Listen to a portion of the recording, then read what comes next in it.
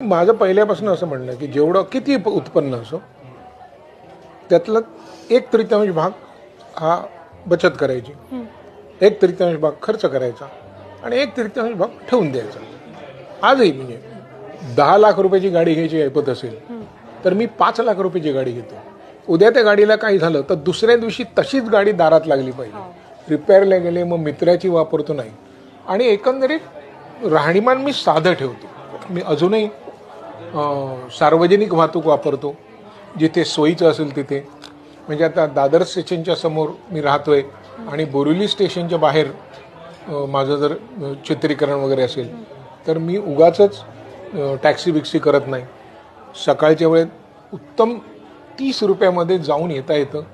लोक आपल्याला त्रास देत नाही, त्यांना तेवढा वेळ नसतो. काही लोक प्रश्न विचारतात त्याला उत्तर द्यायचं. आणि इतके वर्ष सुदैवाने म्हणा दुर्दैवाने म्हणा माझे व्यक्तिरेखा अशी लोकांसमोर झालेली आहे प्रसारित की लोक शक्यतो येऊन माझ्याशी बोलतच नाही. आणि मी वाचन करत बसलेला असतो, कोणी काही त्रास देत नाही. वेळ नाही हो लोकांना, वेळ नाही लोकांना. ते आमिर खान साहेब एकदा सायकलवरनं चालत होते, अर्धा तास सायकल चालल्यानंतर लोकांना लक्षात आले आमिर खान आहे. तर आमच्याकडे कोण बघणार.